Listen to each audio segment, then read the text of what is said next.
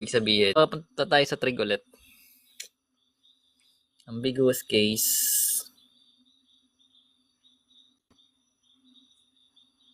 Ambiguous case of the love signs. So, yun. Dahil lang mag-solve nito eh. Pyramid game. So, let's say, meron tayong formula to calculate the height. Dahil lang naman yan. Formula natin guys for height is B, then sine A. Then, meron mga cases. So, yung case 1, meron tayong angle A, then, less than 90 degrees. Gagi. Measure na angle A is less than 90 degrees or yung acute yung angle. So, para mahanap natin kung alin yung triangles na meron by doing this. Pag 0 yung triangle or wala, na bubuo, yung A daw, yung side yun guys yung side A is less than sa height. So, hindi yun makakabuo ng triangle. Then, kapag naman may isang one right triangle, sabi sa'yo meron tong 90 degrees na. So, magkakaroon tayo ng A equals H. Yung side. Then, kapag naman two triangles, meron siyang yung height is less than sa side A, then yung side A mo naman is less than sa side B. Ibig sabihin, yan, basta ganun. basta ganun, hindi. Basta, yung A is less than H, but yung A is greater than H, but less than B. Mamaya, pag may example, may gets yan, syempre. Ito, wala pa naman. So, meron tayong one triangle. So, remember, guys, meron tayong one right triangle. Meron dong 90 degrees, no? Ito, one triangle lang, pero hindi siya right. So, ito naman is yung A is greater than or equal sa B.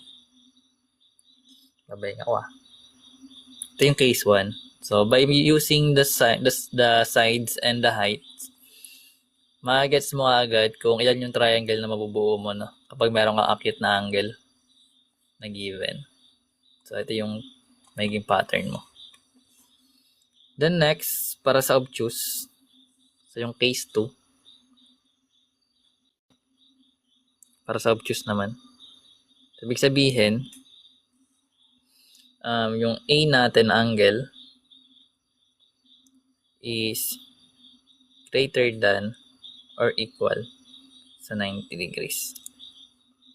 Obtuse yun. Sabihin more than 90 or exactly 90. So, para masabi na no triangle,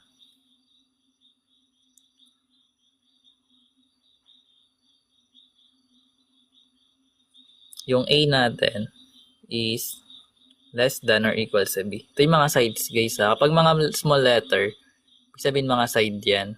Then kapag mga capital, that is yung angle mo. So, yan. So, meron tayong one triangle.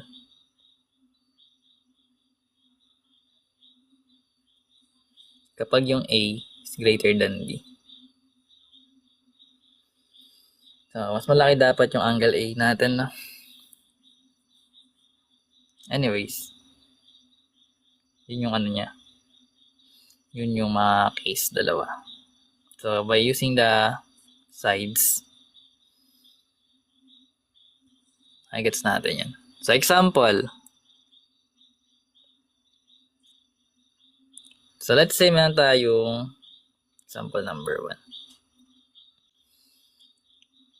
Meron tayong given na angle A, let's say 30 degrees. Then, yung side A natin, which is 6. Then, yung B natin is 10. So, mas maganda dito, illustrate mo muna para makita mo. So, let's say meron tayong triangle. Yan. Then, gawa tayo ABC. A, B, tsaka C. Then, siyempre, meron tayong given na angle A na 30. Ito yun. Then, yung side na nun, ito yung A natin. Opposite.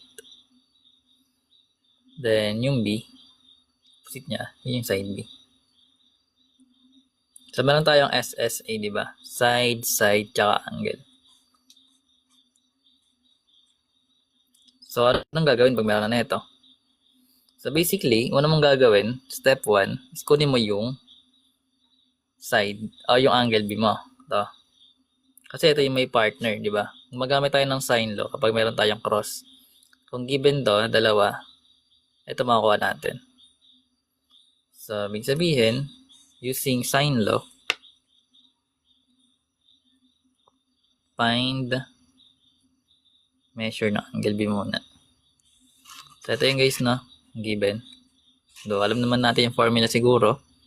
That is yung A over sine A equals B over sine B. Then, ipa-plug na lang natin yan. So, yung measure ng side A natin is 6. Over yung sine A natin or yung sine 30 equals yung B, which is 10. Yan. Then, over yung sine B. Then, cross-multiply na lang yan. Then, yun. So, magkakaroon tayo ng 6 sine B equals 10 sine 30 degrees. And we're looking for angle B. So, kailangan natin ito i-divide both side by 6 muna. So, yung matitira dito is, lagyan natin dito para magkasya. Sine B equals yung 10 sine 30 over 6. So, pag kinalculate natin to guys, kung alam mo yung measure ng sine 30, that is 1/2, di ba? Sa unit circle. So, familiar ka doon kahit hindi ka na mag-calcu. So, wherein magkakaroon tayo ng sine B equals 10 times 1/2 over 6. Or magkakaroon tayo ng sine B equals 5 over 6. Pero we're looking for angle. So, which means, kailangan natin mag-inverse sine. Para makuha natin yung angle B, mag-inverse sine tayo ng 5 over 6. Ulit.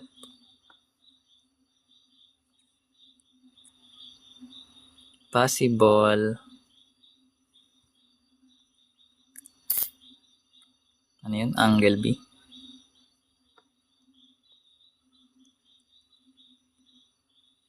Or yung B1 natin. So, inverse sine mo lang din daw. So, magkakaroon tayo ng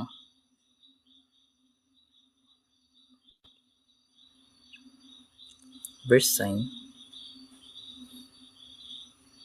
sa side angle. Paano na-derive yan? Alin daw? Yung sa cosine law. Mamaya, tingnan natin. Anyways, so pag inverse sine natin tong 0.8333, lalabas naman na ito guys is approximately 56.4. Pag nag-calcu ka na. So ngayon, titest natin yung pangalawa. Kung may makuha tayo ng isa pang triangle. So para makuha natin, kung makakuha tayo ng isa pang triangle, let's say B2, B sub 2. I-subtract lang natin tong angle na nauna sa 180. So, pag sinubtract natin ito, makakakuha tayo ng 123.6 degrees. Wherein, pagkatapos nyan, yung next step is titry natin na i-plug to na 123 sa angle A natin kung makakabuo ng triangle. So, which means, yung angle A natin plus yung B sub 2 natin, dapat less than siya sa 180, no? Para masabi mo na makakabuo ka ng isa pang triangle. Kasi pag sumobra yun, guys, ibig sabihin, isang triangle lang bubuo mo. So, meron tayong 30 sa angle A plus yung B sub 2 natin. Ito yun, guys. Yung second na 123.6. So, pag inad natin to, magkakaroon tayo ng 153.6 degrees. So, therefore, dahil yung 153 degrees natin, 0.6 degree, is less than 180 degrees. So, makakabuo tayo ng two distinct triangles.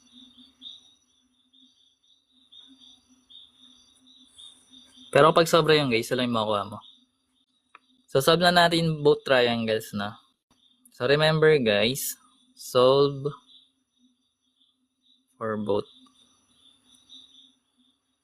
triangles. So, remember sa triangle 1 natin,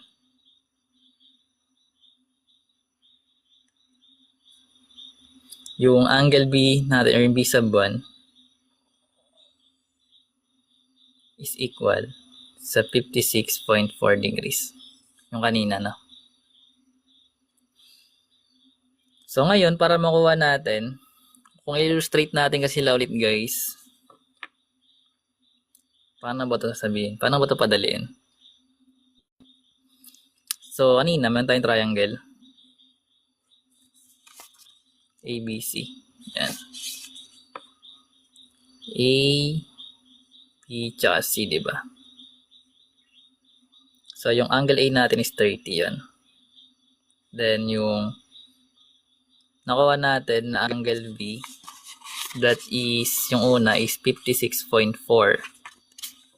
Sa B1 to guys ha. Ito. 56.4 degrees. So, basically, itong angle C, makakuha na natin yan. Diba? Yung measure na ito. Kasi to find the measure of angle C, kailangan lang natin i-subtract yung dalawang angle sa 180. So, magkakaroon tayo ng 30 degrees plus 56.4 degrees. So, magkakaroon tayo ng 180. So, anong kakalabasan na ito? Ano yung ba yung 30 plus 56.4? That is magiging 86.4, no? Tama? Tama. So, ito, pag sinubtract natin, magkakaroon tayo ng 93.6 degrees. Ito yung measure ng angle C natin. Alam mo, gets na yun eh. Kasi yung total measure ng interior angle and triangle ngayon is 180. So, which means, ito magkakaroon tayo ng 93.6 degrees.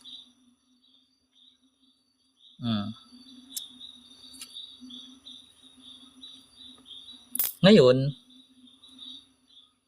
plug lang natin yung mga sides kanina. So, yung angle A natin, yung side niya is 6. 6 ba yan? Tsaka 10 yung B. 6 yung side ng A, yung B natin is 10. Then after that, pwede natin makuha yung side C. Using sine law ulit. Diba? Let's say, tatawagin natin C sub 1. Kasi dalawang kukunin natin eh. Ito B sub 1 to guys, no? So, we're in, galing dito, sine law ulit para makuha to. Pwede ito gamitin mo, or itong kabila. Basta nakakross. Or pwede ito gamitin mo. Tsaka itong kabila. Basta lagi kulang yung isang... Basta ito pag hinahanap mo yung isang side. Pwedeng pa ganito, tsaka ito. Pwedeng ito, tsaka yun. Basta ganun. Alam nyo na yun guys. So kunyari gagamitin natin is yung sa 30 degrees. Kasi madali lang yun, di ba? One up na lang yun eh. So magkakaroon tayo ng let's say C sub 1 over yung sin C natin equals yung 6 or yung A over sin A. Yan. So pinagmula natin yung formula. So yung sin C or yung C sub 1 is missing over yung sin C niya. That is sin 93.6 degrees. Then equals, sabi natin yung gagamitin natin na pair sa kabila. Yung sin A tsaka yung 6 na side. So yung side over yung sin 30. Sundan. So ngayon, pwede natin siya cross multiply. So magkakaroon tayo ng C sub 1. Tapos yung sin 30 natin equals yung 6. Then sin 93.6 degrees. Then we're solving for side. So kailangan natin i-divide both by sin 30. So using your calculator, mas-solve na to. We thank you, Andre. Sa Rose. So makakuha tayo ng side para sa C sub 1 natin. Pag in-input mo siya sa calculator, approximately siya magiging 11.98. So ito yung isang side guys para sa isang triangle natin. Kasi 'di ba sabi natin dalawa yung triangle na mabubuo. So sa second triangle naman, ganoon din gagawin. So para sa triangle 2 natin, lagyan natin dito. So gawa ulit tayo ng image. Yan. So, di ba yung nakuha nating isa pang possible na na angle para sa B is 123.6. So, yun gagamitin natin ngayon. So, gawa lang tayong ABC. Then, let's say B sub 2. So, given yung angle A na 30 ulit, then yung nakuha natin sa B sub 2 is 123.6 degrees. So, ito, na angle C, makuha na rin natin. Same sa ginawa natin dito. Para makuha yung angle C. So, which means, para makuha yung measure ng angle C natin, subtract lang natin dalawang angle doon. So, magkakaroon tayo ng 123.6 plus 30 degrees. So, ito magiging 180 minus yung 123.6 plus 30 magiging 153.6 degrees. So, which means yung magiging angle C natin is magiging 26.4. Tama. Para maging 180, di ba? So, ibig sabihin na ito guys, magiging 26.4 degrees. Sundan. So, plug lang natin yung mga side. So, yung side A that is 6, yung B natin is 10. So, kunin natin tong C sub 2. Then, same process. Cross mo to dito, tsaka itong kabila. Then, sabi nga natin, pwede rin dito, tsaka yung sa C na. Total, may calci naman. Kahit nandun, pwede mo kunin. So, print tayo. So, galing dito. Meron tayong side C sub 2 over yung sin C equals yung A over sin A. Gets pa ba? Susundan. So, meron tayong C sub 2 over yung sin C natin which is yung angle nun is 26.4. Dito yung galing. So, magkakaroon tayo ng sine 26.4 degrees equals yung side ng A, which is 6 over yung angle na 30 degrees. Then, cross multiply, magkakaroon tayo ng C sub 2 times yung sine 30 degrees equals yung 6 sine 26.4 degrees. Then, divide both sides by sine 30. So, makakuha tayo ng value ng C sub 2 natin na side, which is approximately, pag kinalculator mo siya, maging approximate 5.34. So, ito yung magiging side na ito sa kabila. 5.34. Itong kabila is 11.98. Ayun, dalawang triangle na. Sundan. So, basically, pag tinignan mo yung mga sides, actually dito guys, di ba pag mas malaki yung angle, ibig sabihin mas malaki dapat yung side, yung opposite side niya. So, yung 30 degrees natin, yung opposite side niya is 6. Then, yung 56.4 niya, yung opposite niya is 10. So, mas malaki talaga dapat yung 56, no? Yung sa opposite side. Kasi 10 nga siya eh. Then, yung pinakamalaki, which is 93.6 yung angle. Yung opposite niya is 11.98. So, 11.98 tapos 6 tsaka 10. So, tama yan. Dito naman sa case, ganun pa rin.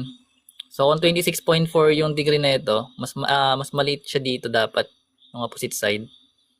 So, kung 6 yung opposite side ng 30 degrees mo, dapat less than 6 dapat yung sa side C mo.